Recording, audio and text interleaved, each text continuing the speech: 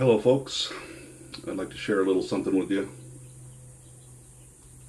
that you might find of some interest. This violin was made by a guy named J.C Beets, B-E-E-T-S, Beets, D.O. after his name. D.O. of course means Doctor of Osteopathy, and the fiddle was made in 1936 somewhere in northern Missouri. I did a little online research of this guy, and it's very likely he was living in a little town called Stansberry in northern Missouri, far northern Missouri. I'm not unfamiliar with this maker. This violin here, I actually acquired recently, believe it or not, completely by accident off of eBay. It was being sold as a violin made by some guy named Beals, B-E-E-L-S. And I happened upon it by accident. When I looked at the pictures of it, I immediately, like a light bulb went off in my head. And I suddenly realized that this is a violin by the same exact maker of a violin that I used to own in college, which was close to 50 years ago. I used to be in a band in college days, let's say circa 1974. We used to tour around Missouri. It was a bluegrass and country band, and somewhere on one of those excursions around the state, I happened into a secondhand store, or like a really funky antique store, and I found this yellow fiddle, no purfling, just like this one, no purfling, and made out of unconventional woods. I bought the fiddle for like 20 bucks, and it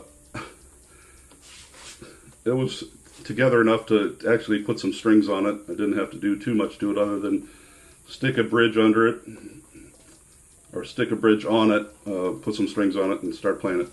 I was playing it in my room, like virtually the first day that I had it, after I got it strung up. I was playing it, and a cockroach crawled out of one of the F-holes. Needless to say, that freaked me out.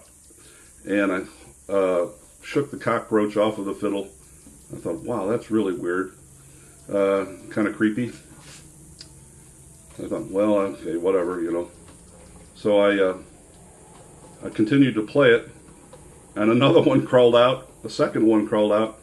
So I started to shake the fiddle, and I could hear other things shaking around inside of the fiddle. It almost sounded like a maraca. So I looked down in the F-hole, and I could see other cockroaches crawling around. So believe it or not, I actually went to the kitchen and went under the sink and got a can of Raid. I sprayed a couple of shots of Raid down into the sound holes. And then, of course, all hell broke loose. Roaches started pouring out of the F-holes like some kind of fucking horror movie. True story, folks. True story. And that fiddle was made by the same guy that made this fiddle. I don't know what happened to that old Beets fiddle back in college. We used to call it the Beets fiddle. It quickly attained a legendary status back in those days. Because it was so funky. It was just sort of a primitive folk instrument, you might say, by an untrained maker. Some dude up in northern Missouri. So again, imagine my surprise when I happened upon this Beets violin on eBay completely by accident. The sides and the back and the neck are made out of sycamore. See if you can see that. Sycamore. And it has a very cool, interesting little flourish on the back of the peg box and the front of the scroll. Very unconventional. The pegs are original to the violin. I'm quite sure the guy made these pegs from by hand out of some kind of wood. I'm not sure what. The top appears to be just some kind of a pine. Not spruce, but just some sort of pine. And I was thrilled to acquire it because it brought back a lot of memories. I'm going to play a little tune for you. A tune I actually wrote called Old Graveyard Pine, All Covered with Snow.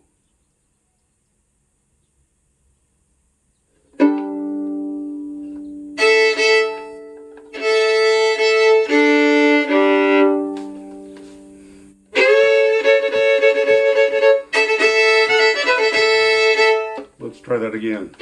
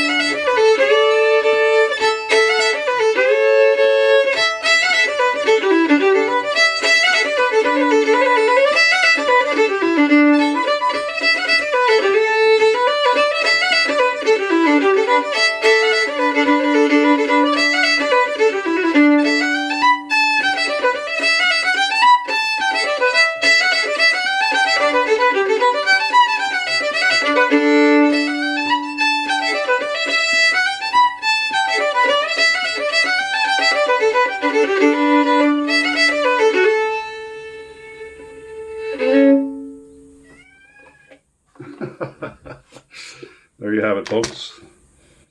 Hope you enjoy it.